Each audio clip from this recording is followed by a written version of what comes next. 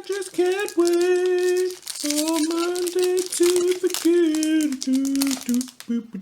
Oh, it is Monday. It's time for Homebrew MTG's Magic Monday. Thanks for tuning in. We're going to be picking the best pack from this booster pack, and let's get on with it. So first up, we have Dead Weight. 1 mana for a enchant creature, or enchanted creature gets -2/-2. Pretty good for getting rid of creatures with power 2 or less, or it could get rid of or reduce the power and toughness from a bigger threat, which means that you can either trade with it or you can have a better chance of blocking it. So not a bad little decent card for our first pick. Next up, we have Honey Mammoth. When it enters the battlefield, you can gain 4 life. Oh, it's not a may. You will gain 4 life. A 6/6 beater for 6. Not too bad. I'm pretty sure we can find better in here though. But if you need some top end to your deck, this could be a little bit better.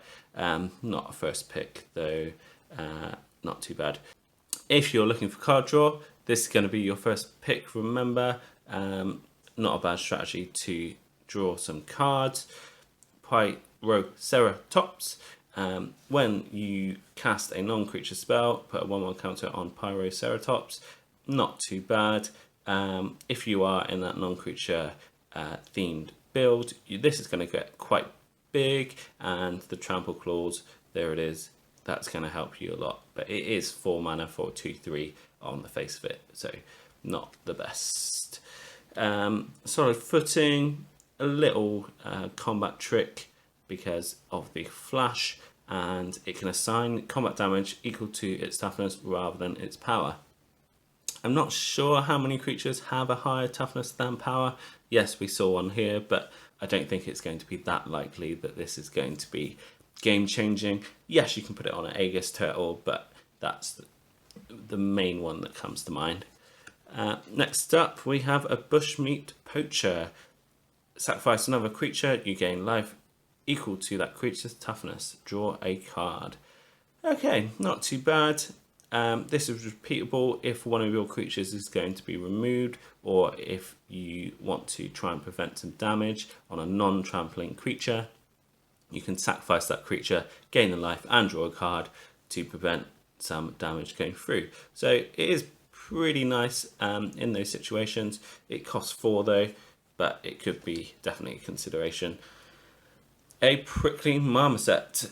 When you cycle this card, it gets +2/+0 until end of turn. So you can do that more than once. It could be a 6/3 just by cycling 2 cards. Yeah, I quite like it. Quite like it. Quite like it. Quite like it. Quite like it. You have to be in the cycling build though, so we'll put that here. Oh, one of my faves. Well, commons at least. The Farfinder. When it enters the battlefield, you may search your library for a basic land card, reveal it, put it into your hand. A fantastic mutate target because of the vigilance, and it fixes any deck. You wouldn't be too disappointed to have the one of in any deck that is splashing or running 3 or more colours. So I like it. Ooh, woof. Probably the worst common in the set. Blazing Volley deals 1 damage to each creature your opponents control. The likelihood of you killing many creatures with this is very slim. I would avoid this card. Next up, a Fertilid. Another decent mutate target because the counters stick around and some good fixing. I would say Fertilid and the Farfinders are all-stars in fixing, especially at common. Whenever you cycle cards, you may pay 1, exile target artifact or creature you control, then blink it. Okay, so not too bad. This could be instant speed, flickering to prevent removal, or an attacker going through because you can block it, then blink it, and the damage would be blocked. But you have to be in the cycling build, so I don't think we're that far into it in our first pick. Ooh, so some very nice alternative artwork here for our Boneyard Lurker. When this creature mutates, return target opponent card from the graveyard to your hand. It's a repeatable effect, and it's an easier casting cost than the hard casting for its mutate, because it's got hybrid mana. You can either play 2 black, 2 forest, or a black and a forest and a black and a forest, plus a 2 generic to get a 4/4. It's not an Eternal Witness, a Golgari Finebreaker, because it's a permanent card, not any card. This is quite nice. It's a strong consideration. Yeah, I think we're happy with that. Chittering Harvester. When this creature mutates, each opponent sacrifices a creature. So yes, it's quite expensive, but a 4/6 body and a edict effect. Yeah, this is quite a nice consideration. Ooh, look at that. Our first triome, I think, that we've opened. Enters battlefield tapped. This is the wedge cycle of lands.